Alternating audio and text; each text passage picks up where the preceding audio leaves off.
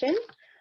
The first order of business is passing it off to our incredible coalition advisor and force for positive change, locally and globally, who will be leading our Advocacy 101 segment. So I couldn't be more honored to be introducing Molly Biron. Hi, everyone. Nice to meet you. Thanks for being here. So advocacy, this big term. To me, personal empowerment is both the foundation and outcome of advocacy. So I'm going to begin with two quotes that made an impression on me during high school that I have remembered very clearly to this day, but at the time I had no idea why. So the first, and I hope she'll be a fool. That's the best thing a woman can be in this world. A beautiful little fool. Daisy Buchanan, The Great Gatsby. 2, whenever I feel my emotions getting the best of me, I simply picture an empty box and take what I'm feeling and put that in the box. And then I picture myself putting the box away in a big empty closet and closing the door. Then, if I have time, I go back and open the box and deal with the emotion in private, like a lady. Bree Van de Kamp, Desperate Housewives. So I give these quotes because, like I said, at the time I had no idea. And I probably didn't really learn much about the patriarchy until just a couple of years ago. And with that, it is frequently enforced by women every day. And women can be complicit, complacent, ignorant, negligent, in denial of, manipulated by, conditioned to, and of course, victim of the patriarchal structure, which is pervasive globally.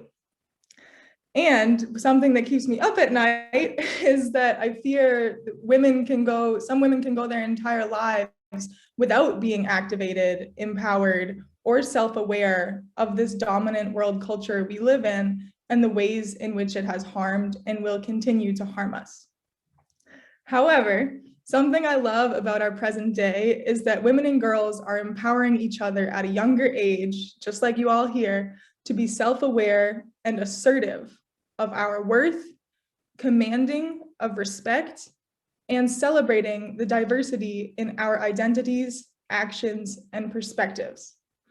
And we must continue to do so through advocacy. So, even after I thought I had become empowered, it manifested in me being overly assertive and outspoken. However, I was assertive and outspoken for everybody but myself.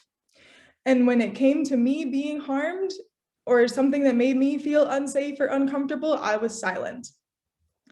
And for me, it was so much easier to advocate for others than it was for myself.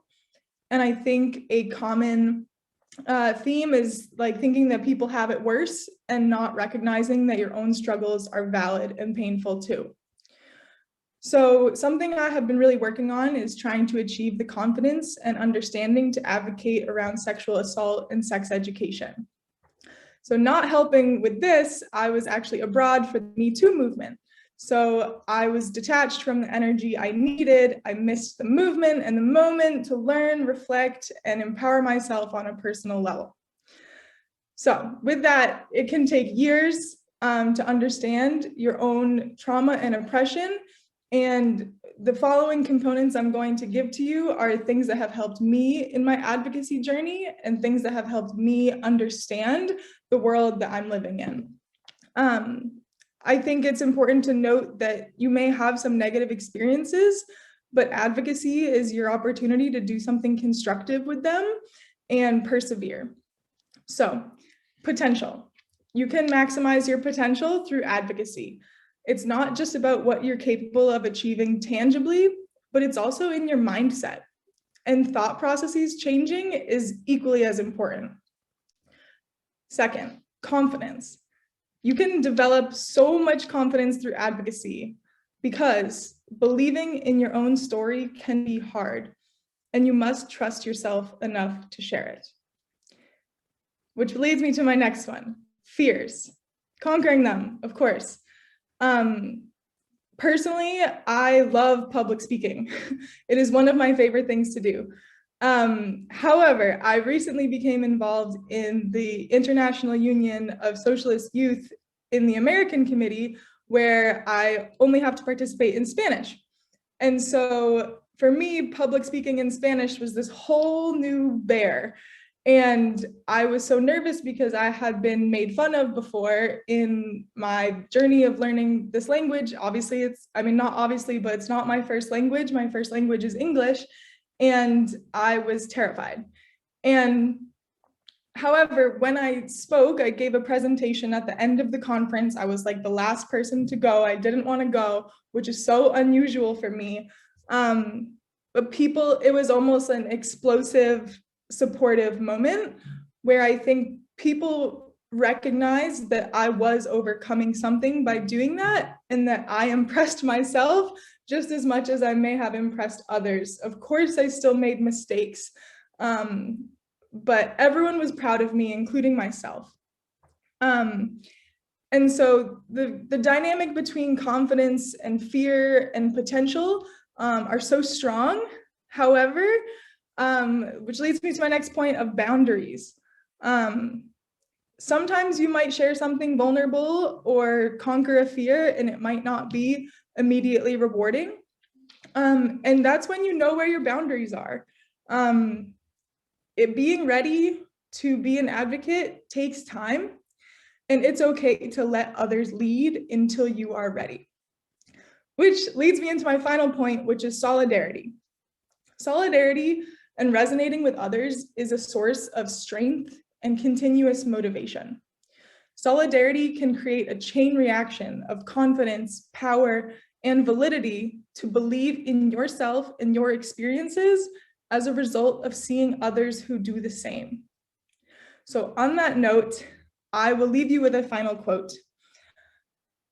When we continue to use our voices and speak our truth, the people will start to listen. And when people start to listen, things will start to change. Ronelle Chella, Black Lives Matter Manchester founder. So to me, this means finding our voices is a journey in and of itself, and speaking truth to power, which I didn't comprehend until recently. For me, it means that you believe in yourself and your experiences, and your confidence in that vulnerability is your power. And that is advocacy. So thank you for listening, and enjoy your advocacy journeys. Whichever path you choose to take, make it yours.